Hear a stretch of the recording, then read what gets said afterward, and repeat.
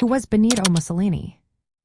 Have you ever wondered how a single leader could shape an entire nation's identity and political landscape? Benito Mussolini was that leader for Italy. Born on July 29, 1883, in Predappio, Italy, he became the founder and dictator of Fascist Italy. His time as prime minister lasted from 1920 to until 1943. Mussolini is often recognized as the first fascist dictator in Europe during the 20th century. Mussolini's political journey began with his involvement in socialist politics and journalism.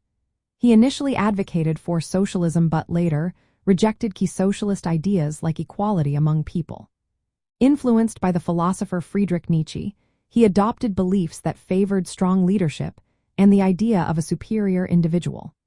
This shift led him to create fascism, a political system that stood against socialism and liberal democracy. His rise to power started with the formation of the Fascist Party in 1919. Mussolini took advantage of the social unrest in Italy after World War I, tapping into nationalist feelings and fears of communism. In 1922, he orchestrated the March on Rome, a significant demonstration that pressured the Italian king to appoint him as prime minister. Once in power, he dismantled democratic institutions, suppressed free speech, and used violence through paramilitary groups known as the Blackshirts to eliminate opposition.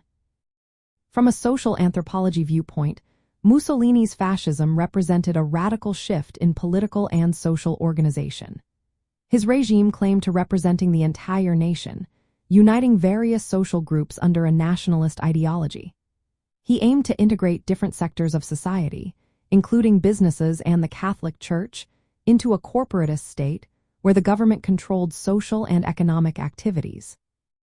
Mussolini also built a cult of personality, using mass media and propaganda to position himself as the singular leader, known as Il Duce. This focus on loyalty to the leader over democratic participation was a defining feature of fascism.